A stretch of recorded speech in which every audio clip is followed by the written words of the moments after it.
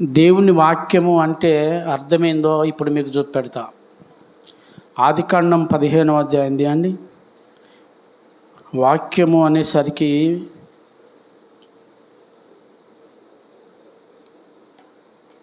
అశ్రద్ధ చేస్తూ ఉన్నారు. తీసిండ్రా 15వ అధ్యాయం ఆ మొట్టమొదటి వచనంలో ఏమున్నది?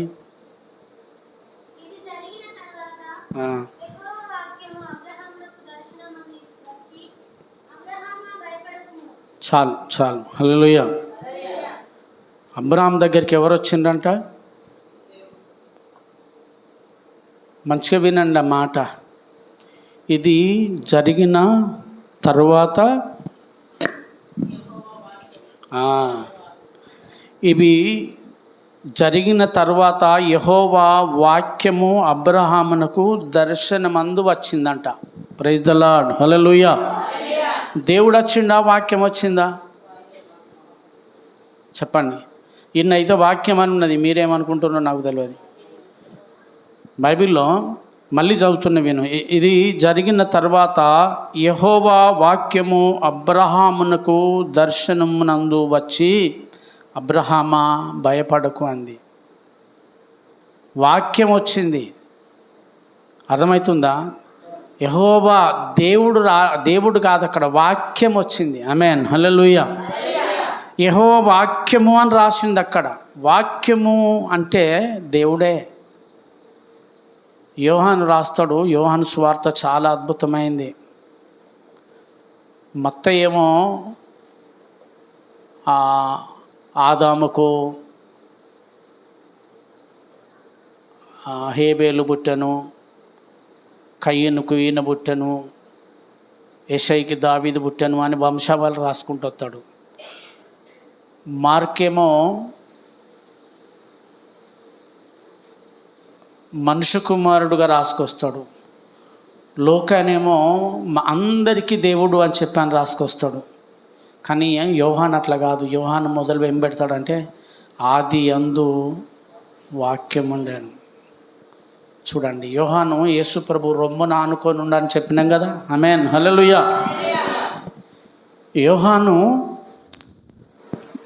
యోహాను సువార్త 13వ అధ్యాయంలో 26వ వచనంలో ఆయన రొమ్మున, యేసు ప్రభు రొమ్మున ఆనుకొని ఉన్న శిష్యుడు యోహాను. కాబట్టి యోహానుకు దైవ ప్రత్యక్షత కలగడం వల్ల ఆయన దేవుని పుట్టుపూర్వోత్తరాలను చూసిన వాడైండు ఆయన. ఆమేన్.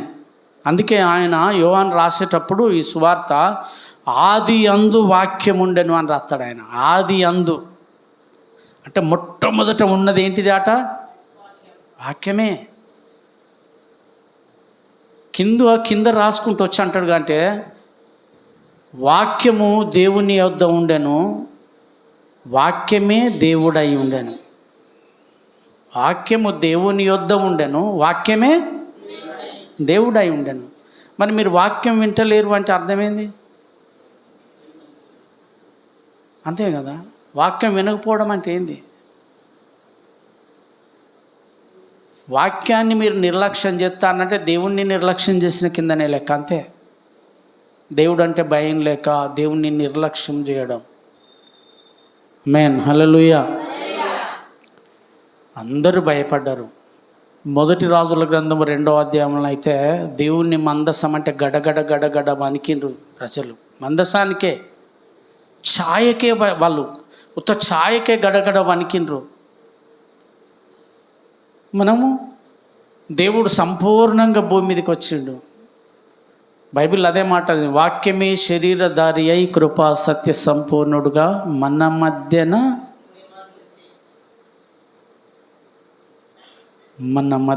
నివసించను. మన మధ్యన నివసించిండు ఆయన. ఆమేన్.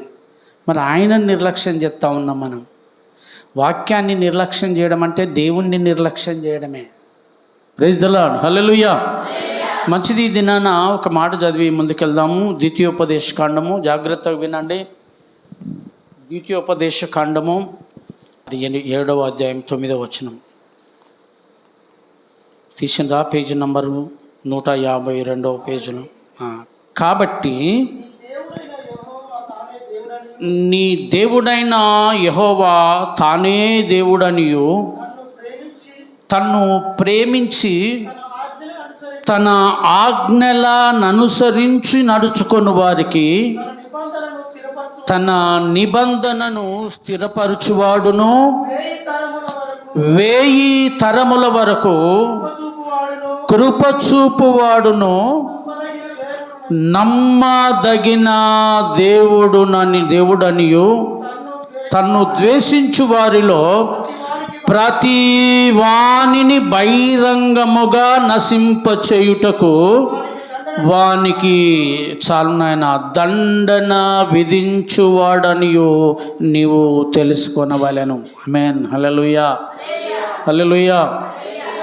ఒక చిన్న ప్రార్థన చేసుకుందాం. మహాగణుడా, సర్వాధికారి, వాక్యము మీద, మా మీద, భూమి మీద, సమస్తం మీద సర్వాధికారము కలిగిన పరిశుద్ధాత్ముడానికి స్తోత్రాలు ప్రభా. ఇదిగో కలవరపడకుడి, నేను వెళ్ళి ఆదరణకర్తను మీ వద్దకు పంపిస్తాను, అతడు మిమ్ములను సర్వసత్యములోకి నడిపించును అని లేఖనము సెలవిస్తుంది ప్రభా. పరిశుద్ధాత్ముడా, ఈ దినము నీ వాక్యము ద్వారా మమ్మల్ని సర్వసత్యములోనికి నడిపించండి దేవా. తండ్రి నీకు వందనాలు ప్రభా. మీరు ఈ వాక్యమును ప్రభా విప్పండి నాయన, విప్పి విరిచి రొట్టెను విరిచినట్టుగా నాయన ఈ వాక్యమును విరిచి విప్పి అనేకులకు పంచుమని, ఈ వాక్యము ప్రభా ప్రతి హృదయములో నాటబడినట్లుగా అందరి హృదయాలను తెరువమని తండ్రి. బలహీనుడను ఈ దినము ప్రభా మరి కొంత బలహీనుడనై నీ సన్నిధిలో నిలవబడ్డాను, నన్ను కూడా బలపరిచి వాడుకో తండ్రి. నేను కాదు నాయన, నన్ను మరుగు చేసి మీ బూరగా వాడుకొని నీ ప్రజలతోనూ మాట్లాడమని, మీరు మహిమ పొందుకోమని యేసు నామమున అడుగుతున్నాను మా పరమ తండ్రి. Amen. Hallelujah, hallelujah. Praise the lord. మంచిది. దేవుడు మనందరితో ఏదో తెలుసుకో అని చెప్పని చెప్తా ఉన్నాడు. ఇక్కడ మనల్ని చెప్తా ఉన్నాడు, తెలుసుకో, నువ్వు తెలుసుకో, నువ్వు తెలుసుకోవాలి అని చెప్తా ఉన్నాడు. హల్లెలూయా. కింద చదువుతూ మీరు వినండి ఈ మాట. తన్ను దేశించు వారిలో ప్రతి వానిని బహిరంగముగా నశింపచేయుటకు వానికి దండన విధించువాడని నీవు. ఎవరు తెలుసుకోవాలట? అందరు చెప్పండి, ఎవరు తెలుసుకోవాలి? నీవు అంటే మనము తెలుసుకోవాలి. ఆమేన్. హల్లెలూయా. ఇది కాదు మన అంశము. నేను మళ్ళీ చదువుతున్న మాటలు వినండి. కాబట్టి నీ దేవుడనే యెహోవా తానే దేవుడనియు తన్ను ప్రేమించి తన ఆజ్ఞలను అనుసరించి నడుచుకున్న వారికి తన నిబంధనను స్థిరపరచువాడును, 1000 తరముల వరకు కృపచూపువాడును నమ్మదగిన వాడు. ఆమేన్. హల్లెలూయా, హల్లెలూయా. జాగ్రత్త వినండి. దేవుడు చెప్తా ఉన్నాడు, దేవుడు తనను ప్రేమించే వారికి అట 1000 తరముల వరకు కృప చూపే దేవుడట. అంత మాత్రమే కాదు, వారితో తాను చేసిన నిబంధనను స్థిరపరచువాడు అని రాసింది. అంత మాత్రమే కాదంట, ఆయన నమ్మదగినవాడు. దేవుడు ఎవరట అంటే, దేవుడు నమ్మదగిన వాడునై ఉన్నాడని నీవు తెలుసుకొనవలెను. మత్తయి సువార్తలో, మార్క్స్ సువార్తలు అన్నిట్లలో ఉంది. 2 పుట్టుకతో గుడ్డి వాళ్ళు యేసుప్రభు దగ్గరికి వస్తారు. వాళ్ళు వినండి మాటలు జాగ్రత్తగా. 2 పుట్టుకతో గుడ్డి వాళ్ళు యేసుప్రభు దగ్గరికి వచ్చి, నజరేయుడా యేసు, మాకు సహాయం చేయయ్యా అని అడుగుతారు. అంటే ఏం చేయాలి మీకు అని అడుగుతాడు ఆయన. ఏం చేయాలి మీకు అని అడిగితే, ప్రభా మేము చూపు పొందగోరుచున్నాము అంటారు వాళ్ళు. అప్పుడు యేసుప్రభు అంటాడు, నేను మీకు చూపునివ్వగలనని మీరు నమ్ముతున్నారా అని అడిగండి ఆయన. వాళ్ళు అన్నమాట ఏందో తెలుసా? ఏమని ఉంటారు వాళ్ళు? చెప్పండి మీరు. అందరు నమ్మిండ్రు కదా, అందరూ అదే మాట అన్నారు కదా. బైబిల్ ఆ మాట ఏమని రాస్తున్నదంటే, యాకోబు రాస్తాడు, దయ్యములు కూడా యేసు దేవుడు అని నమ్ముచున్నవి, అంత మాత్రమే కాదు అవి దేవుని గడగడ గడగడ గడ వణుకుతూ ఉన్నాయంట. దయ్యాలు దేవుణ్ణి నమ్ముతూ ఉన్నాయట. ఆమేన్, హల్లెలూయా. దయ్యములు కూడా దేవుణ్ణి నమ్ముతూ ఉన్నాయి, అంత మాత్రమే కాదు ఆయన పేరు చెప్పితే గడగడ గడగడ గడ వణుకుతూ ఉన్నాయంట. మరి వీళ్ళు ఏమనాలే?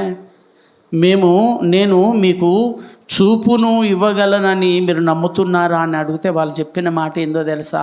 ఆడొక గీత ఉన్నది, కానీ నమ్ముచున్నాము అని గీత ఉన్నది. ఆ గీత కాడ పెద్ద చరిత్ర ఉంటుంది. ఆ గీత ఉన్న ప్రతి స్థలంలో బైబిల్లో చాలా చరిత్ర ఉంటుంది. వాళ్ళు ఏమన్నారట అంటే, అయ్యా నువ్వు మాకు చూపును మాత్రమే ఇస్తావని నమ్మడం లేదయ్యా, అంత మాత్రమే కాదు మా నమ్మకము, నీవు దేవుడవని నమ్ముతున్నామన్నారు వాళ్ళు. ఆమేన్, హల్లెలూయా. నీవే దేవుడవని నమ్ముతా ఉన్నాం మేము, అంతే. గుడ్డి వాళ్ళే, చూపు లేదు, దృష్టి లేదు. అలాంటి దృష్టి లేనటువంటి గుడ్డివాడు మాట్లాడిన మాట ఏంటంటే, అయ్యా నువ్వు చూపునివ్వగలమని మాత్రమే కాదు, నువ్వు కేవలం బాగు చేసే దేవుడవు కాదు, మమ్మల్ని ఈ భూమి మీద నుండి అక్కడికి తీసుకుపోయే దేవుడవు, మమ్మల్ని పరలోక రాజ్యానికి తీసుకుపోవడానికి శక్తి కలిగిన దేవుడవు అని నమ్ముతా ఉన్నాం మేమన్నారు. అందుకే ఇక్కడ ఏమంటా ఉన్నాడంటే, దేవుడు నమ్మదగిన వాడని మీరు తెలుసుకొనవలెను. ప్రైజ్ ది లార్డ్, హల్లెలూయా, హల్లెలూయా. దేవుడు ఎవరంట? నమ్మదగిన దేవుడు. ఒకసారి ఇదే మాట మనం ఎప్పుడు కానీ గుర్తుపెట్టుకోవాలి. మనం కోర్టులో గెలవాలంటే, ఒక కేసు పెట్టిండ్రు అనుకో మన మీద, ఎవరైనా కేసు పెడితే కోర్టులో గెలవాలంటే ఏం కావాలి చెప్పండి? సాక్ష్యమే కావాలి, అంతేనా కాదా? ఒక్కడు సాక్ష్యం చెప్తే నమ్మది కోర్టు, మీకు తెలుసా? ఒక్కడు సాక్ష్యం చెప్తే కోర్టు నమ్మది. రాజ్యాంగంలో ఉన్నది అది, బైబిల్లో కూడా ఉన్నది అది. బైబిల్లో కూడా ఒక్కడు సాక్ష్యం చెప్తే నమ్మదు, 2 3 చెప్పాలి సాక్ష్యాన్ని, 2 లేదా 3. అంతేనా? ఇప్పుడు ఇక్కడ ఎవరన్నారు ఈ మాట, నువ్వు నమ్మదగిన దేవుడవు అని? దేవుడే చెప్పిండు. ఆమేన్, హల్లెలూయా. దేవుడు చెప్పిన మాట అది ఇది ద్వితీయోపదేశ కాండంలో, నీ దేవుడైన యెహోవా. ఆమేన్, హల్లెలూయా. ఇంకొక మాట కూడా చూద్దాము. ఇర్మియా భక్తుడు రాస్తాడు విలాప వాక్యాలు, తీయండి. విలాప వాక్యాలు ఇర్మియా తర్వాత ఉంటుంది ఆ మాట. విలాప వాక్యాలలో 3వ అధ్యాయము 23వ వచనంలో నేను చదువుతున్న వినండి. అనుదినము నూతనముగా ఆయనకు వాత్సల్యత పుట్టుచున్నది. నీవు ఎంతైనా, అందరూ చెప్పండి, నీవు ఎంతైనా, గట్టిగా చెప్పండి, నీవు ఎంతైనా నమ్మదగిన వాడవు. ఆమేన్, హల్లెలూయా. ఎంతైనా అంటే మన వాళ్ళకి ఏమనిపిస్తుంది తెలుసా? జ్వరమత్తే మా అయితే జ్వరమత్తే దేవుడు బాగు చేస్తాడు, అంతే. ఒక జ్వరము బాగు చేస్తాడు, కానీ ప్రాణమే పోతా అంటే బాగు చేస్తాడా? మన వాళ్ళు అనుకుంటారు కదా, మనం పోవాలి. ప్రాణం పోయే పరిస్థితులలో కూడా దేవుడు నమ్మదగిన వాడే. మనం అటు పోయిన వారం మనం విన్నాము, గత వారము కీర్తనల గ్రంథం 30వ కీర్తన 5వ వచనములో, సాయంకాలమున ఏడుపు వచ్చి రాత్రంతా ఉండినను ఉదయమున మీకు సంతోషము కలుగును. ఆమేన్, హల్లెలూయా. సాయంకాలమున ఏడుపు వచ్చి రాత్రంతా ఉన్నా కూడా తెల్లవారేసరికి దేవుడు నీకు సంతోషాన్ని కలుగజేసే దేవుడు ఆయన బాగు చేసే దేవుడు. నువ్వు నమ్మితే అది ఆయన. అందుకే ఆయన అంటాడు, ఎంతైనా ప్రాణము పోయే పరిస్థితుల్లోనైనా. పాస్టమ్మ నా అనుభవాలు చాలా తెలుసు పాస్టమ్మకు, నా వ్యక్తిగత అనుభవాలు ఎన్నోసార్లు. ఈరోజు వరకు కూడా పాస్టమ్మ మనసులు చాలా ఉంటాయి. ఎన్నోసార్లు ఇంకా ప్రాణం బోధ్యం అనుకున్న దినాలలో కూడా పాస్టమ్మ అంటది, వెళ్దాంపా దవాఖానకి వెళ్దాంపా అనేది. దవాఖానకి వెళ్దాంపా అంటే నేను రాను అనేది. నేను రాను. ఒకరోజైతే భయంకరమైన పరిస్థితి. ఆ రోజు వాస్తవానికి నాకు గుండె జబ్బు వచ్చిందో ఏమో నాకు తెలియదు. గడగడ వణుకుతా ఉన్నా, పండుకుంటే మొత్తం తిరుగుతూ ఉంది, కడుపులో మోషన్ వచ్చినట్టు. అసలు మనిషి నాలో ఏమాత్రం అసలు ఆశ లేదు. బయటికి తీసుకెళ్ళింది పాస్టర్ అమ్మ, నథింగ్. ఇంటికి వచ్చింది, వేడి ఛాయ్ తాగితే బాగా అవుతాయేమో, వేడి ఛాయ్ పెట్టించుకొని తాగుతా, లేదు, అంతా తిరుగుతుంది, ఆగమాగం అయిపోతున్నా. మస్తు జ్వరం, విపరీతమైన జ్వరం ఉంది. పాస్టమ్మ వాళ్ళ తమ్మునికి ఫోన్ చేసింది, బావా హాస్పిటల్కి పోదాంపా అంటాడు. వాడు కూడా ఈమె పోదాంపా అన్నది. నేను హాస్పిటల్కి రాను, నాకు ఒక 20 నిమిషాలు టైం ఇవ్వండి అన్న. హల్లెలూయా. మంచం మీద అట్లనే పడుకున్న, బోర్ల బుక్కలు పడుకొని ఏడుస్తూ ఉంటే దాదాపు కొంత చెద్దరి తడిచిపోయింది. 20 నిమిషాల వరకు ఇట్లా అయిపోయినా. మళ్ళీ అంతే, ఒక 20 నిమిషాలు పాస్టమ్మే ఉన్నది ఎదురుగా, దేవుడే సాక్షి. ఈ స్థలంలో ఉండి చెప్తా ఉన్నాను నేను. ఇప్పుడు నేనంట జ్వరమత్తే నమ్మదగిన దేవుడా, ప్రాణం పోయే పరిస్థితుల్లోనే నేను ఎవరు నమ్ముకున్నా అంటారు? దేవుని నమ్మిన. నాకు ఆయన మీద నమ్మకం ఉన్నది, నాకు ఆయన మీద అంత నమ్మకం ఉన్నది. అందుకే దేవుడు ఇక్కడ విలాప వాక్యాలలో ఇర్మియా భక్తుడు అంటాడు, నీవు ఎంతైనా నమ్మదగిన దేవుడు. ప్రతి విషయంలో అని అర్థం. అక్కడ ఎంతైనా అంటే అనే మాటకు ప్రతి విషయంలో, అది ఏదైనా కానీ దేవుని బిడ్డలారా, పుట్టుక నుండి మరణము వరకు ప్రతి విషయములో దేవుడు ఎంతైనా నమ్మదగిన దేవుడే. ఆమేన్. హల్లెలూయా, హల్లెలూయా. ఆయన ఎంతైనా నమ్మదగిన దేవుడు. ఎవరికి నమ్మదగిన దేవుడు అంటే అక్కడ ఆయన ఇక్కడ ద్వితీయోపదేశకాండం 7:9 అంటాడు, తనను ప్రేమించి తన ఆజ్ఞలను అనుసరించి నడుచుకొని వారికి నమ్మదగిన దేవుడు ఆయన. ఆమేన్. జాగ్రత్త వినండి. ఎవరికి నమ్మదగిన దేవుడు అంటే ఆయన తనను ప్రేమించి, మొట్టమొదలు ఈ మాట ఉన్నది, తానే దేవుడని తనను ప్రేమించి తన ఆజ్ఞలను అనుసరించి నడుచుకొని వారికి ఆయన 1000 తరముల వరకు కృప చూపువాడునై ఉన్నాడు. రెండోది, వారితో తాను చేసిన నిబంధనను స్థిరపరచువాడునై ఉన్నాడు. మూడోది, నమ్మకమైన వాడై ఉన్నాడు.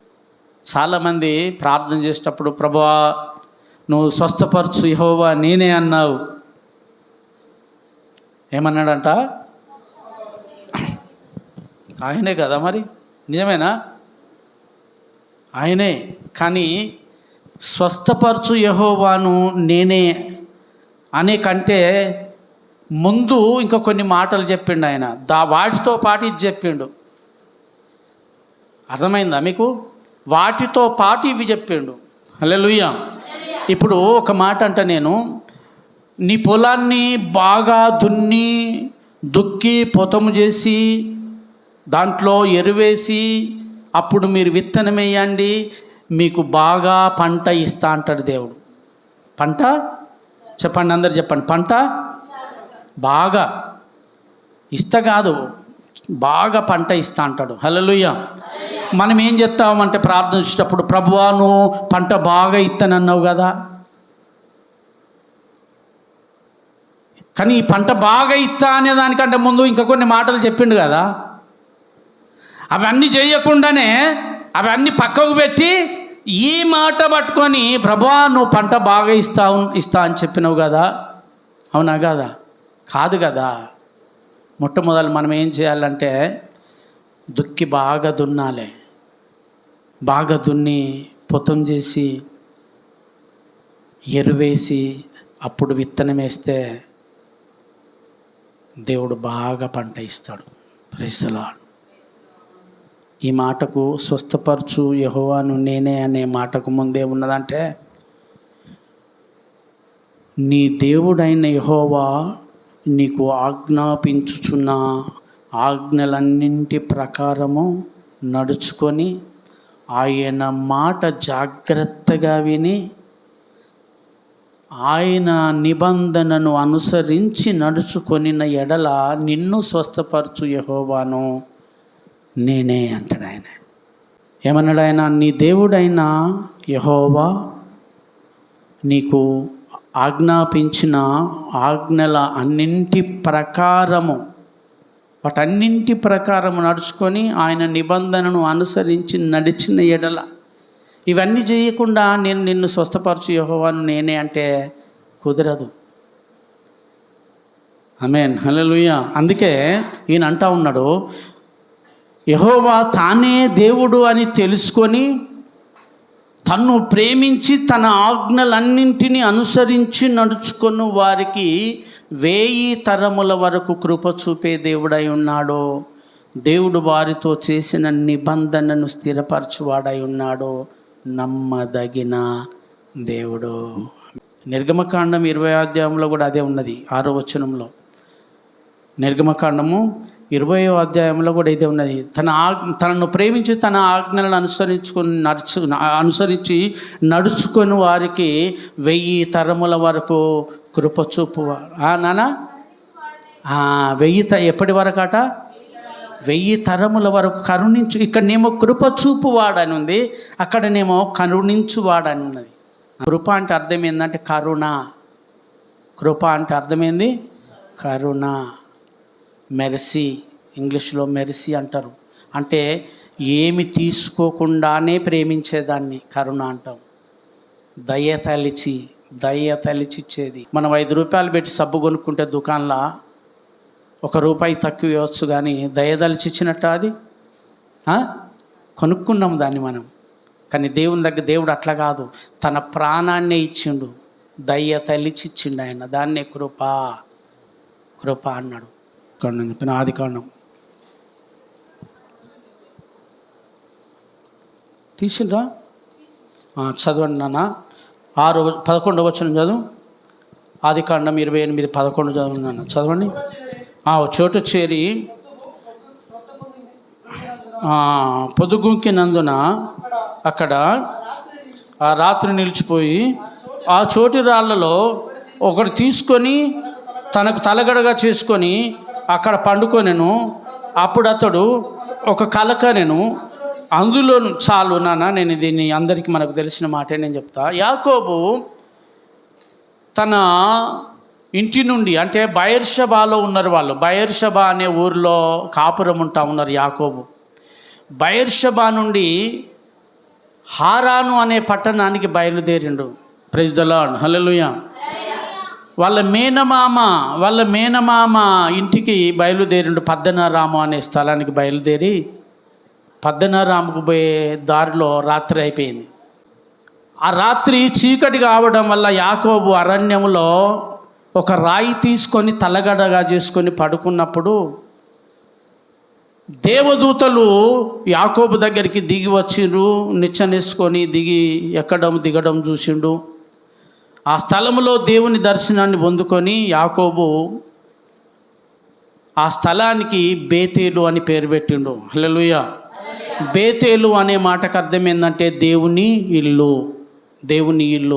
ఇది బేతేలు. నిశ్చయముగా ఇది బేతేలు అన్నాడు. ఆడ బేతేలు అని పేరు పెట్టి అక్కడ యాకోబు దేవునికి ప్రార్థన చేస్తూ ఉన్నాడు. చూడండి ఒకసారి. యాకోబు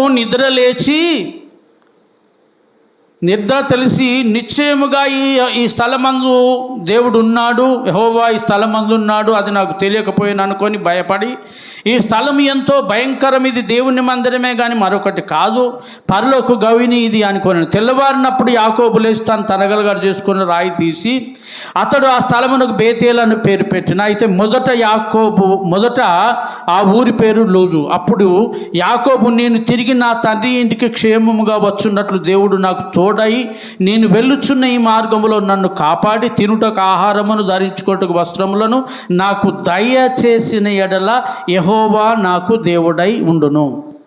ఈ ప్రార్థన వినండి. హల్లెలూయా, హల్లెలూయా. జాగ్రత్తగా వినండి. ఇక్కడ యాకోబు ఏమన్నాడు మీకు అర్థమవుతుంది. యాకోబు నమ్మకస్తుడైన దేవునికి చూద్దాం. నిద్ర లేచిండు, దేవుణ్ణి చూసిండు, భయపడి నిశ్చయంగా ఇది దేవుని మందిరమే కానీ వేరేది కాదు అని చెప్పని ఇప్పుడు ప్రార్థన ఏమని చెప్తానంటే, ప్రభువా, దేవా, ఇప్పుడు నేను వెళ్ళుచున్న స్థలములో నువ్వు నన్ను ఆశీర్వదించి, వినండి మాటలు, నీవు నన్ను చూడండి, నేను తిరిగి నా ఇంటికి క్షేమముగా వచ్చున్నట్లు నాకు తోడై ఉండి, నేను వెళ్ళుచున్న మార్గంలో నన్ను కాపాడి, తినుటకు ఆహారం ఇచ్చి ధరించుకొనుటకు వస్త్రములను నాకు దయచేసిన ఎడల నువ్వు నాకు దేవుడవై ఉండువు. అర్థమైందా మీకు ఈ మాట? ఇప్పుడు యాకోబు బేరం చెప్తాడు దేవునికి, బేరం ఆడుతూ ఉన్నాడు దేవుణ్ణి. ఇక్కడ చూడండి, నేను ఇప్పుడు వెళ్తున్నా కదా, నాకు తోడుగా ఉండి నేను వెళ్ళే స్థలములో నన్ను కాపాడి, నేను తినడానికి ఆహారం ఇచ్చి, నేను కట్టుకోవడానికి వస్త్రములు ఇచ్చిన ఎడల నీవు నాకు దేవుడవైతావు. ఇయ్యని ఎడల మరి చెప్పండి, ఇయ్యని ఎడల ఎంతమందికి ఇట్లా లేదు అనరా? ఇట్లా ప్రభా నువ్వు నన్ను బాగు చేస్తేనే నేను, ప్రభా నువ్వు నా పిల్లల్ని బాగు చేస్తేనే, నువ్వు నాకు ఇది ఇస్తేనే నువ్వు నాకు దేవునివి. హల్లెలూయా. యాకోబు బేరం చూడండి ఎట్లా ఉన్నదో. నువ్వు నేను వెళ్ళే స్థలంలో నన్ను కాపాడాలి, నాకు తోడుగా ఉండి కాపాడాలి. ఇంకోటి ఏంటంటే మళ్ళా ఇది చూడు, నేను మా ఇంటికా నుంచి వెళ్ళిపోతాను కదా, మళ్ళీ మా ఇంటికి తీసుకురావాలి, లేకపోతే నువ్వు దేవుని కాదు. ఇక్కడ తప్పు చేసి పారిపోతా ఉన్నాడు. ఇక్కడ తప్పు చేసి పారిపోతూ ఆయన అంటాడు కదంటే, ఇగో కొంతకాలం అయిన తర్వాత ఇగో మళ్ళీ నువ్వు నా ఇంటికి తీసుకురావాలి, నువ్వు లేకపోతే నువ్వు నా దేవుని కాదు. నేను వెళ్ళే స్థలంలో నాకు తోడై ఉండాలి, నన్ను కాపాడాలి, లేకపోతే నువ్వు నాకు దేవుని కాదు. నేను తినడానికి భోజనం ఇవ్వాలి, మంచి భోజనం ఇవ్వాలి, లేకపోతే నువ్వు నాకు దేవుని కాదు. నేను కట్టుకోవడానికి వస్త్రములు ఇవ్వాలి, లేకపోతే చెప్పండి ఇంతేనా? రోమపత్రికలో పౌలు భక్తుడు అంటాడు, దేవుని రాజ్యము అనగా భోజనమును పానము కాదు కానీ దేవుని నీతియు. ఆమేన్, హల్లెలూయా. దేవుని నీతియు యథార్థతనై ఉన్నది అని రాసున్నది. దైవజనమా, క్రైస్తవ బిడ్డలారా, దేవుని భక్తి ఏందో తెలుసా? దేవుని రాజ్యం ఏంటిదో తెలుసా? నీతి, నీతిగా బ్రతకడం మీ భూమి మీద. అది అడుగుతలేడు యాకోబు. యాకోబు దాన్ని కోరుకోవడం లేదు. పౌలు భక్తుడైతే ఏమంటాడో తెలుసా? ఫిలిప్పీలకు రాసిన పత్రిక 2వ అధ్యాయంలో, ఏ విధము చేతనైనా నిత్య జీవము పొందవలెనని నాకున్న సమస్తమును పెంట కుప్పగా ఎంచుచున్నాను. ఈయనంటాడు నాకు అన్నీ ఇవ్వాలి నువ్వు. యాకోబేమంటాడు చూడండి, ఏమంటాడు? నాకు తోడుగా ఉండాలి, నన్ను కాపాడాలి, నాకు బట్టలు ఇవ్వాలి, నాకు భోజనం ఇవ్వాలి, తర్వాత నన్ను మళ్ళీ మా ఇంటికి తీసుకురావాలి. అట్లయితేనే నువ్వు నాకు దేవునివి. రాత్రంతా ఎక్కడ పండుకున్నాడు? ఇప్పుడు యాకోబు అరణ్యములో పడుకున్నాడంట. అప్పుడు దేవుడు యాకోబు దగ్గరికి వచ్చి చెప్పిన మాట ఏందో ఒకసారి చూడండి మీరు. 13వ వచనం చదవండి. 13వ వచనం, 28, 13వ వచనాన్ని చదువుదాము. ఆయన అంటాడు, మరియు యెహోవా దానికి పైగా నిలిచి, నేను నీ తండ్రి అయిన యెహోవాను, అబ్రాహాము దేవుడను, ఇస్సాకు దేవుడనైన యెహోవాను, నీవు పండుకొని ఉన్న ఈ భూమిని నీకును నీ సంతానమునకును ఇచ్చేదను. ఆమేన్, హల్లెలూయా, హల్లెలూయా. ఎంత అద్భుతమైన వాగ్దానం తెలుసా ఇది. ఇప్పుడు యాకోబు ఎక్కడున్నాడంటే, ఇప్పుడు పండుకొని ఉన్న స్థలం ఎక్కడ అంటే కనాను. కనాను అనే దేశం ఇది. కనాను అనే దేశంలో, కనాను అనగా పాలు తేనెలు ప్రవహించే దేశం ఇది. అలాంటి దేశాన్ని యాకోబు ఏమడిగిండంటే, ప్రభువా నువ్వు నాకేమి ఇవ్వాలి, ఏమి ఇవ్వాలన్నాడు చెప్పండి? తోడు ఉండాలి, బట్టలు ఇవ్వాలి, బువ్వ పెట్టాలి, రోటీ కప్పుడా మకాన్, అంతే కదా. మకాన్ అంటే ఏంటిది? ఇల్లు, అంతేనా? తోడు ఉండాలి, కాపాడాలి. రెండోది బట్టలు, మూడోది అన్నము. ఈ మూడే అడిగిండు. కానీ దేవుడు ఏమన్నాడు? అవి మాత్రమే కాదు, నీకు బట్టలు ఆహారం మాత్రమే కాదు యాకోబు, ఇదిగో నువ్వు ఏ దేశానికైతే వెళ్తున్నావో అక్కడ నుండి నేను నిన్ను మళ్ళీ తీసుకొచ్చి ఇప్పుడు నువ్వు పడుకున్నటువంటి ఈ స్థలాన్ని, ఈ దేశాన్ని నీకు నీ సంతానానికి నేను ఇవ్వబోతున్నా అన్నాడా. ఆమేన్, హల్లెలూయా, దేవునికి స్తోత్రం. ఎంత అద్భుతమైన వాగ్దానమే, ఎంత అద్భుతమైన వాగ్దానం. అసలు ఏ పరిస్థితిలో ఉన్నాడో ఇప్పుడు యాకోబు ఒకసారి చూద్దాం. ద్వితీయోపదేశ కాండం తీయండి. ద్వితీయోపదేశ కాండము 32వ అధ్యాయం. ఏ స్థితిలో ఉన్నాడో ఇప్పుడు? ఈ అరణ్యంలో ఉన్నాడు కదా, యబ్బోకు రేవు అనబడిన ఈ అరణ్యంలో ఉన్నాడు.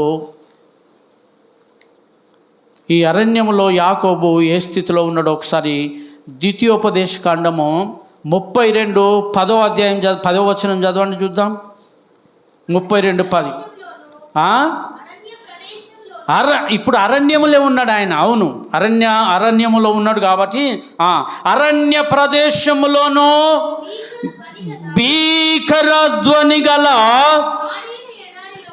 పాడైన ఎడారిలోనూ వాణ్ణి కనుగొని ఆవరించి పరామర్శించి తన కనుపాపను వలె వాణ్ణి కాపాడను. చాలు. ఆమేన్, హల్లెలూయా. రాత్రంతా దేవుడు యాకోబుని ఎట్లా కాపాడినాడు చెప్పండి? గట్టిగా చెప్పండి అమ్మా. ముఖాలలో గింత సంతోషం లేదు. ఇది ఏమని ఉంది చూసిందా? ఎక్కడున్నాడు యాకోబు అంటే అరణ్యములో. ఆమేన్, హల్లెలూయా. మళ్ళీ చూడండి, మీరు ఆ మాట చూడండి, చౌతల్లి మాట చదవండి. అరణ్య ప్రదేశములోను ఏ ధ్వని అట? అది అంటే ఏం చప్పుడు కావచ్చు? అది అడవిలో ఏం చప్పుడు అయితే చెప్పండి? సింహాలు, పులులు, తోడేళ్ళు, నక్కలు ఊతా ఉంటాయి కువ్వు అని. యాకోబు ప్రాణాలు అరచేతులు పెట్టుకొని గడగడ గడగడ గడగడ వణుకుతా ఉంటే, ఇప్పుడు యాకోబు ఆడ పడుకోక ముందే నేను వానిని కనుగొని అని రాసింది అక్కడ. ఆమేన్, హల్లెలూయా. దేవుడే కనుగొన్నాడంట. యాకోబు ఎటుపోతా ఉన్నాడు? అసలు ఎక్కడికి బయలుదేరిండు యాకోబు? ఎటు పోతా ఉన్నాడు?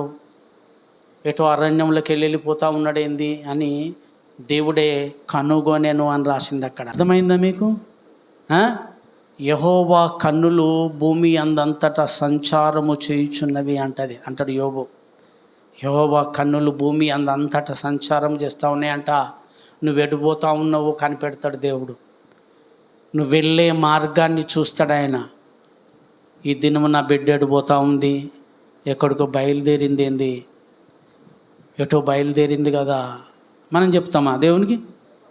చెప్పేటోళ్ళేమేనా మనం? కమలాబా మనం చెప్పేటోళ్ళమేనా? ఎక్కడ చెప్తావు? 4 వారాలు చెప్పినావా? 4 వారాలు అయింది, ఒక్కరోజు చెప్పకపోతే కమలాబా? మనం చెప్పాము. చెప్పకపోయినా దేవుడు చూస్తాడు. అందుకే నువ్వు 4 వారాలు కాదు, నువ్వు ఎక్కడ పోయినా దేవుడు నిన్ను కాపాడిండు ఆయన చూడండి, అరణ్య ప్రదేశములోను భీకర ధ్వని గల పాడైన ఎడారి. అది భీకర ధ్వని కలిగినటువంటి పాడైన ఎడారిలో యాకోబు అంటే దేవుడు ఆయనను కనుగొని యాకోబును. మీకు నేను ఒక మాట చెప్తున్నా, ఇక్కడ అద్భుతమైన మాట. ఈ మాట మన జీవితం అంతించి కొనుక్కున్నా కూడా దొరకదు మనకి మాట. మన లైఫ్ అంతా మన లైఫ్ అంతా ఇచ్చి కొనుక్కున్నా ఇప్పుడు నేను చెప్పబోయే మాట దొరకదు. ఏమనుందో చూడండి మీరు. ఇప్పుడు దీనికి అర్థం మీరు నాకు చెప్పాలి. దీనికి అర్థము మీరు నాకు చెప్పాలి. హల్లెలూయా. ఆయన భీకర ధ్వని గల పాడైన ఎడారిలోను వాణ్ణి కనుగొని, చెప్పండి ఇంకోటి ఏంటిది, ఆవరించి పరామర్శించి. ఇప్పుడు కనుగొన్నాడంట, అంటే చూసిండు ఆయన, దొరకబట్టిండు. యాకోబు దొరకబట్టుకున్నాడు ఆయనే. అడవిలోకి పోతా అంటే దారి కదా, చెప్పకుండా అడవిలోకి పోతూ ఉంటే, చెప్పకుండా ప్రయాణమై వెళ్తూ ఉంటే దేవుడే యాకోబును కనుగొన్నాడంట. కనుగొని ఏం చేసిండు చెప్పండి, ఏం చేసిండంట? ఎందుకు ఆవరించాల్సి వచ్చింది ఆయన? ఇప్పుడు ఎక్కడ ఉన్నాడు అనుకున్నాం మనము? అరణ్య ప్రదేశంలో. అక్కడ ఆ ప్రదేశంలో ఏం జరుగుతూ ఉందంట? భీకర ధ్వనులు వినబడతా ఉన్నాయి. అడవిలో ఎన్నో ఉంటాయి కదా, వాటి అరుపులకు యాకోబు నిద్రపోయి ఉంటాడంటారా? చెప్పండి. నిద్రపోడే, గడగడ గడగడగడ వణుకుతూ ఉంటాడు దాదాపు. అలాంటి సమయంలో ఒకవేళ ఆ పులి కానీ సింహం కానీ అడవిలో తిరుక్కుంటూ మనిషి వాసన పట్టుకొని వస్తే యాకోబు పరిస్థితి ఏంది చెప్పండి? హల్లెలూయా. చెప్పండి. ప్రాణభయమేనా? కానీ ఇక్కడ దేవుడు ఏం చేసిందంట? అరణ్య ప్రదేశములోను భీకర ధ్వని గల పాడైన ఎడారిలోను యాకోబును కనుగొని ఆ రాత్రి యాకోబును ఆవరించిందంట. ఇప్పుడు నాకు చెప్పండి, ఆవరించడం అంటే ఏంటిది? హల్లెలూయా. చెప్పండి, ఆవరించడం అంటే ఏంటిది? కౌగిలించుకోవడం. ఇంకా ఎవరేమనుకోరు మిమ్మల్ని, చెప్పండి. కాపాడేముంది? ఆవరించడం, కాపాడమే, కంచెవేయడం. ఇంకా ఈ మాట ఆశ్చర్యం వేసింది నాకే చదివినప్పుడు. బైబిల్లో ఉండదు ఇది, ఇంతే ఉన్నది బైబిల్లో, ఆవరించడము అని. కానీ డిక్షనరీలో ఉన్నది ఏమున్నదో తెలుసా? కోడి గుడ్లను పొదిగేస్తారు కదా మీరు. పొదిగేసినప్పుడు కోడి ఆ గుడ్ల మీద పొదిగినప్పుడు గుడ్లు కనబడతాయా మీకు? కనబడతాయా? అవునా? అనిపించవు. హల్లెలూయా. హల్లెలూయా. అంటే పరిశుద్ధాత్మ దేవుడు యాకోబు మీద పొదిగిండంట. పులికి కనబడకుండా, సింహానికి కనబడకుండా, క్రూర జంతువులకు ఆ రాత్రంతా యాకోబు కనబడకుండా. ఎందుకు పొదిగి ఉండవచ్చు? కనబడితే ఏమవుతుంది అంటే తినేస్తాయి. నా కొడుకు వాటి నోట్లో పడద్దు, క్రూర జంతువుల నోట్లో పడద్దు, క్రూర మృగాల నోట్లో నా కొడుకు పడద్దు, నా పిల్లలు పడద్దు అని చెప్పని ఆయన యాకోబును ఆవరించెను అని రాసున్నది. ఆమేన్. హల్లెలూయా. హల్లెలూయా. దైవజనమా, మన కష్ట పరిస్థితులలో, మనం ఆపదలో ఉన్నప్పుడు, అలాంటి సమస్యలో చిక్కుకున్నప్పుడు ఆయన మనల్ని ఆవరించే దేవుడు ఆయన. ఆమేన్. హల్లెలూయా. ఆయన కూడా మనల్ని ఆవరించే దేవుడు. యాకోబును కాపాడిన దేవుడు మనల్ని కాపాడడా? మన మీద ఆవరించడా? నమ్మకం లేదా? లేదు. మీకు నమ్మకం ఉందా? గట్టిగా చెప్పండి, నమ్మకం ఉందా? నమ్ముతారా మీరు? ఏమని నమ్ముతారు? ఆయన ఆవరించే దేవుడు అని, ఆయన నమ్మదగిన దేవుడు అని, ఆయన ఎంతైనా నమ్మదగిన దేవుడు అని. ఆమేన్. హల్లెలూయా. ఇంకో మాట అక్కడ ఆవరించిన తర్వాత రెండో మాట ఏమున్నది? పరామర్శించడం అంటే ఏంది? హల్లెలూయా. యాకోబు బాగున్నారన్నా, బాగున్నవారన్నా అని, ఎందుకు వచ్చినావు గిట్ట, ఎందుకు వచ్చినావు అడవిలోకి వచ్చినావు ఏంది బిడ్డ? అంతేనా కదా? ఎప్పుడైనా మీకు బంధువులు కలిస్తే కదా, ఎక్కడన్నా సిటీలో కానీ అంగడి అంటే తెలుసా మీకు? అంగడి మాకు తెలుసు, మీకేం తెలుసు? మేము పల్లెటూర్లలో ఉంటాం కాబట్టి ఎప్పుడో సరంగట్లోకి పోతాం. మీరు సిటీ వాళ్ళు కాబట్టి ఎప్పటికీ సిటీ. పాస్టర్ అమ్మ సిటీది కదా. హల్లెలూయా. దివ్య సిటీది కదా, సిటీ కదా. వాళ్ళకి ఏం తెలుసు? అంగడి. హల్లెలూయా. మాకు తెలుసు, అంగడికి పోతే 1000 మంది అంగడి. హల్లెలూయా. అలాంటి అక్కడ మన ఊరోళ్ళు మనకు తెలిసిన వాళ్ళు ఎవరైనా కలిస్తే, మనకు ఆప్తులైన వాళ్ళు, మనకు దగ్గర వాళ్ళు కలిసినప్పుడు అరే వాళ్ళకు నమస్తే పెట్టి చేతులు చేసుకొని గట్టిగా పట్టుకుంటూ ఓసారి వీలైతే కావలించుకుంటాం ఇట్లా. అంతేనా? కావలించుకొని అరే నాని ఎటు వచ్చినావు రా, చాలా రోజులకు కనబడవేంది, ఎటు వచ్చినావు, ఈ అడవిలోకి ఎందుకు వచ్చినావు అంటాడు యాకోబును. యాకోబు అడవిలోకి ఎందుకు వచ్చినావు బిడ్డ, ఏం పని నీకు అడవిలో, ఏం జరిగింది అసలు? ఎంతగా పరామర్శించే దేవుడు. మీరు కష్టాలలో ఉన్నప్పుడు దేవుడు అడుగుతాడు, బిడ్డ ఎందుకు వచ్చింది నీకు ఈ కష్టం, ఏం జరిగింది బిడ్డ అని మనల్ని పరామర్శించే దేవుడు ఆయన. హల్లెలూయా. హల్లెలూయా. ఏం చేసే దేవుడు ఆయన మనల్ని? చెప్పనా, ఆయన నమ్మదగిన దేవుడు మాత్రమే కాదు, ఆయన మనల్ని పరామర్శించే దేవుడు, మనల్ని ఆవరించే దేవుడు, కాపాడే దేవుడు. ఒక మాట చూద్దాం, మాత్రమే కాదు. ఇప్పుడు ఇదే ఆదికాండం 32 తీయండి. ఆదికాండం 32వ అధ్యాయం. ఇక్కడ ఇదే యాకోబుకు ఇంకొకసారి ప్రమాదం జరుగుతూ ఉంది. ఇంకొకసారి ఒక ప్రమాదం వచ్చింది, ఒక కష్టం వచ్చింది. ఆదికాండము 32వ అధ్యాయము 6-9 వచనాలు చదవండి. 6 నుంచి 9 వరకు. ఆ దూతలు యాకోబు నొద్దకు తిరిగి వచ్చి, మేము నీ సహోదరుడైన ఏశావు వద్దకు వెళ్ళితిమి, అతడు 400 మందితో నిన్ను ఎదుర్కొని వచ్చుతున్నాడంటే అర్థమైందో తెలుసా? నిన్ను చంపడానికి వస్తాడు అన్నారు. అంతే, పగబట్టిండు యాకోబు మీద యాకోబు మీద ఏశావు పగబట్టిండు. ఎందుకు పగబట్టిండో చూస్తారా ఒకసారి? ఎందుకు పగబట్టవచ్చు మీకు తెలుసా? పగ ఎందుకు పట్టిండో? జ్యేష్ఠత్వం కదా, నిజమేనా? అది వాస్తవమేనా? చూద్దాం ఒకసారి. అదే 27వ అధ్యాయం తీయండి. 27:41 చదవండి. 27:41 ఆదికాండంలోనే. త్వరగా నేను చదువుకుంటూ పోతా. తన తండ్రి యాకోబుకు ఇచ్చిన దీవెన నిమిత్తము ఏశావు అతని మీద, అంటే ఎవరి మీద? యాకోబు మీద ఏం పట్టిండు? పగబట్టి ఏం చేసిండో తెలుసా? మా అయ్య చచ్చిపోయే దగ్గరికి వస్తాడు, ఇంకా 4 రోజులు అయితే చచ్చిపోయేటట్టు ఉన్నాడు. మా అయ్య చచ్చిపోయినాక వాని సంగతి చెప్తా, వాడిని చంపేస్తా అంటాడు. ఇక్కడ అదే ఉన్నదన్నా చదవాడా? మరి ఏశావు నా తండ్రిని గూర్చిన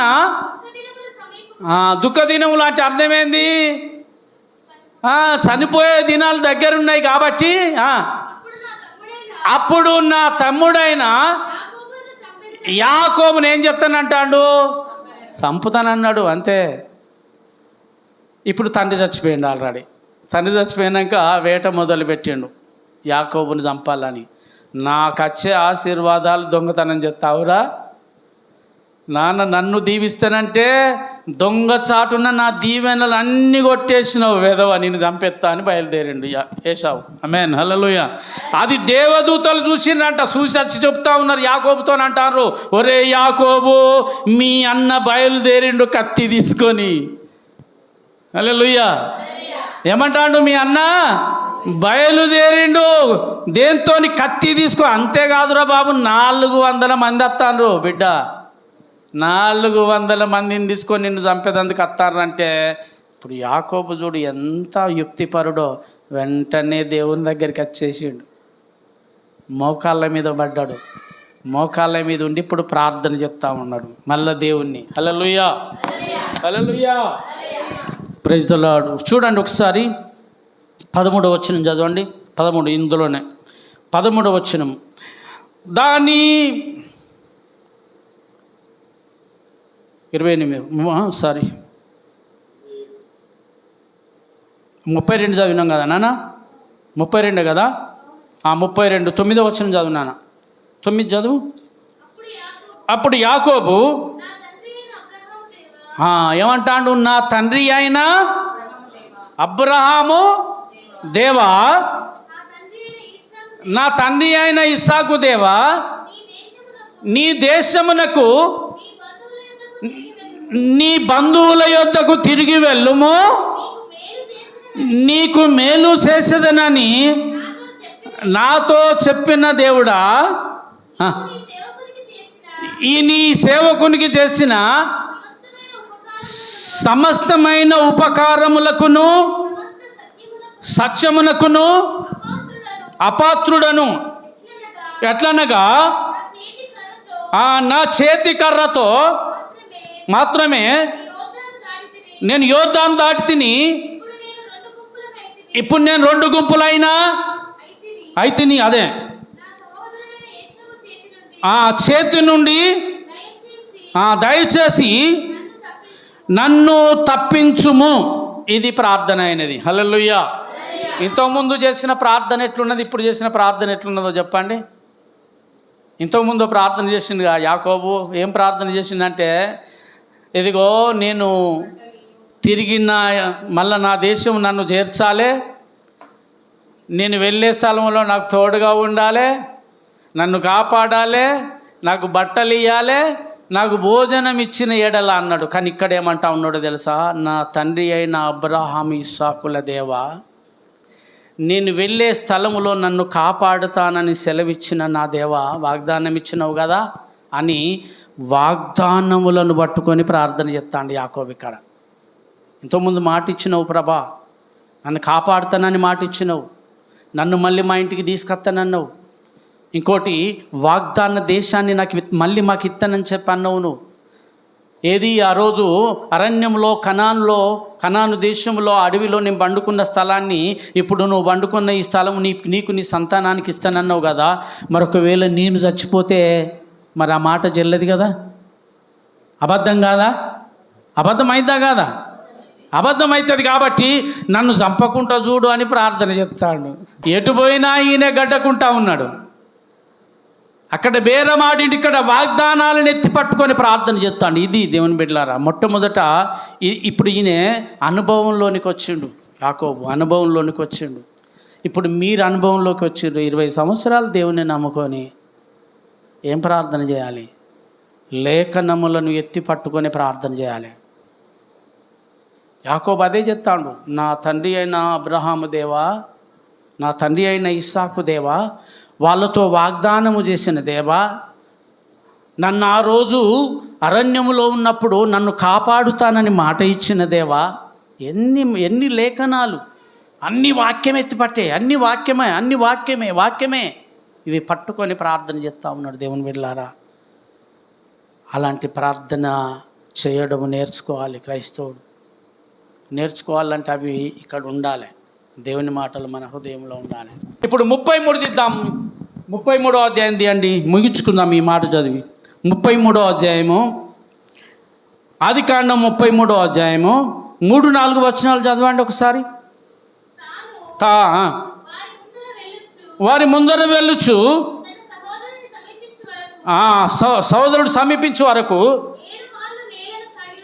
ఎన్ని మార్లాట ఇంత ఎదుగుతూ ఉన్నాడు చూడండి. యాకోబు ఒక్కొక్క మెట్టు ఎదుగుతూ ఉన్నాడు. ప్రార్థనలో ఒక్కొక్క మెట్టు ఎదుగుతూ ఉంది. మొట్టమొదటి చేసిన ప్రార్థన చూడండి ఎట్లున్నదో. అది శరీర సంబంధమైన ప్రార్థన. అది రెండవ ప్రార్థన వాగ్దానాలను ఎత్తి పట్టుకొని చేసిన ప్రార్థన. ఇప్పుడు 3వ ప్రార్థన చేస్తూ ఉన్నాడు. ఆమేన్, హల్లెలూయా. దేవదూతలు వచ్చి మీ అన్నొస్తాండ్రా బాబు అని చెప్పిండు. చంపడానికి మీ అన్నొస్తాను నేను చంపడానికి అంటే ఇప్పుడు ఏమని ప్రార్థన చేస్తాడో తెలుసా? ప్రభువా, ఏశావు వచ్చి నా పిల్లలతో కూడా తల్లిని నన్ను చంపునేమో. ప్రాణభయం చూడు ఎట్లున్నదో. ప్రభువా, నా పిల్లలతో కూడా నేను పాపం చేసిన పర్వాలేదు, నేను దోషం చేసిన పర్వాలేదు, కానీ ఇప్పుడు ఏశావు నన్ను ఒక్కడినే చంపుతాడా? నన్ను ఒక్కడిని చంపడానికి వస్తలేడయ్యా, నా పిల్లలతో కూడా నన్ను నా భార్యలను చంపునేమో అని గడగడ వణుక్కుంటూ ఇప్పుడు దేవునికి ప్రార్థన చేస్తాడు, ప్రభువా నువ్వు మాటిచ్చినావు కదా అని. ఏం చేసిండో తెలుసా? ఏషావు వస్తాడంటే యాకోబు ఎన్ని ఉపాయాలు ఉన్నాయో. ఫస్ట్ జీతగాళ్ళను కొన్ని మందలనిచ్చి ముందట పంపాడు. ఒక్క గుంపు పోయిందా? రెండవ గుంపు ఉన్నది కదా, రెండవ గుంపుల రెండవ భార్య ఉన్నది లేయా. లేయాను లేయా పిల్లలను లేయా దాసీలనిచ్చి పంపిండు రెండవ గుంపు. మూడవ గుంపు రాహేలు యోసేపు యాకోబు. వీళ్ళు రాహేలు యోసేపు యాకోబు వీళ్ళు బయలుదేరారు. అయితే యాకోబు బయలుదేరక ముందే రెండు గుంపులు ఎందుకు పంపిండో తెలుసా మీకు? ఎందుకు పంపించాడు? ఇప్పుడు శత్రువు ఏవో ముందటి ఉన్నోని చంపుతాడా, వాడిని విడిచిపెట్టచ్చు అనుకున్నోన్నా? ముందట బయట మీద ఫస్ట్ దెబ్బ పడుద్దా లేదా? యాకోబు ఉపాయం చూసినావా?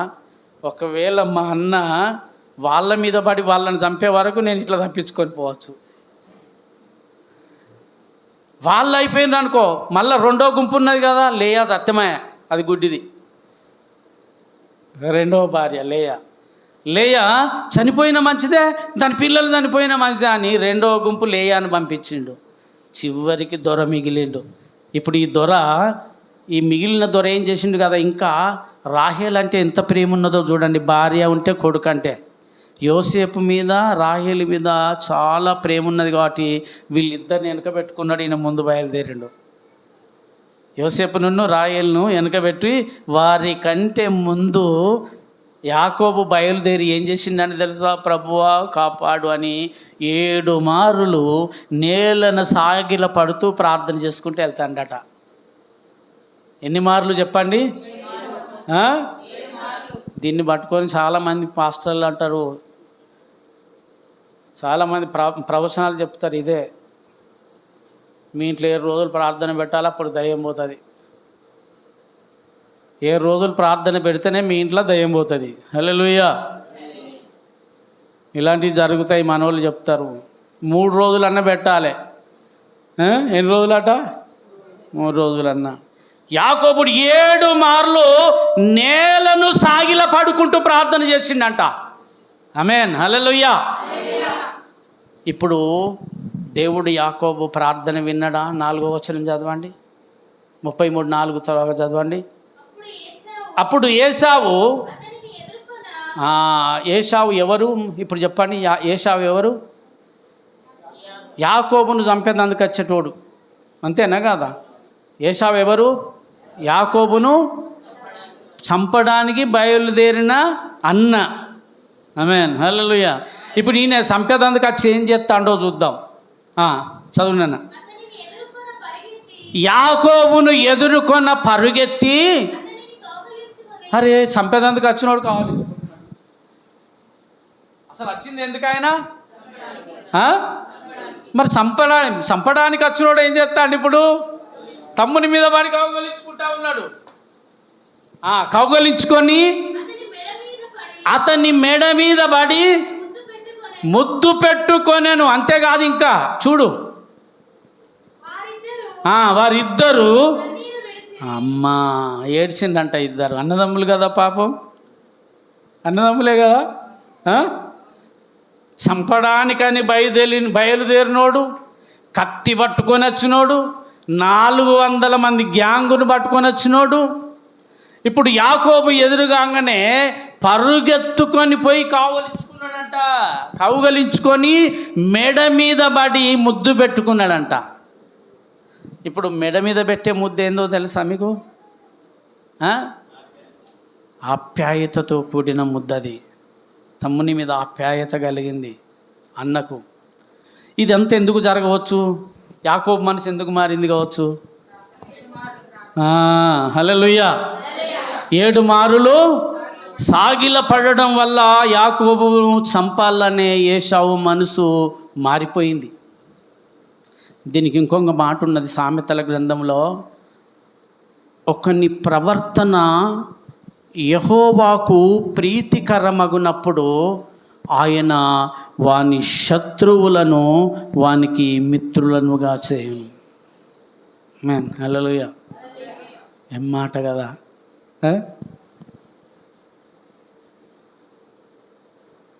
ఒకని ప్రవర్తన ఎవరికి ప్రీతికరం కావాలట? దేవునికి నచ్చాలి. దాస్ అంటే ఎంత భక్తిపరుడయా. హల్లెలూయా. మనల్ని పిలవాలి దేవుడు, మనల్ని అట్లా అనుకోవాలి దేవుడు. ఈ అమ్మాయి అంటే దేవునిలో ఎట్లా ఉంటుందయ్యా? దేవుడు అంటే ఆమెకు ప్రాణం,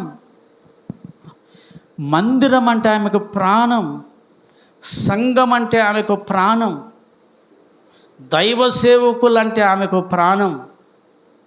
ఇది దేవునికి ప్రీతికరమయ్యే ప్రవర్తన.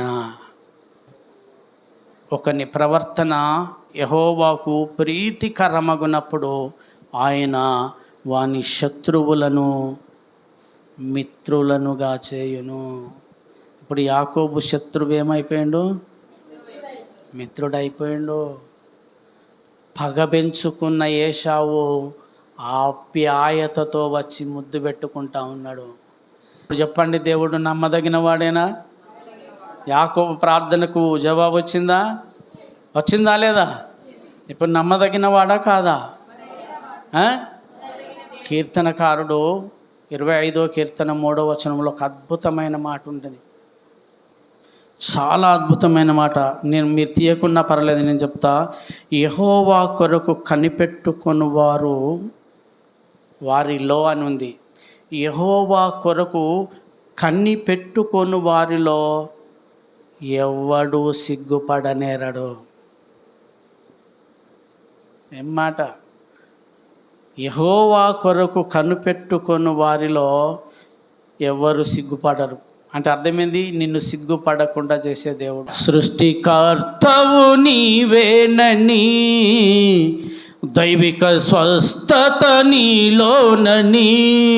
ప్రియులారా గమనించండి మరొకసారి, దేవుడు నమ్మదగిన దేవుడు, మన దేవుడు ఎంతైనా నమ్మదగిన దేవుడు. గుర్తుపెట్టుకోండి, మీరు ఏ స్థితిలో ఉన్నా ఒక్కటి గుర్తుపెట్టుకోండి, ఆయన దేవుడు అని తెలుసుకొని ఆయన ఆజ్ఞలను ప్రేమించి అనుసరించి నడుచుకొనిన ఎడల ఆయన నమ్మదగినవాడు మాత్రమే కాదు, మీ పిల్లలకు, మీ పిల్లల పట్ల, మీ పిల్లల పట్ల, ఇంకా వారి పిల్లల పట్ల, ఇంకా వారి పిల్లల పట్ల ఆయన కనికరము చూపే దేవుడు.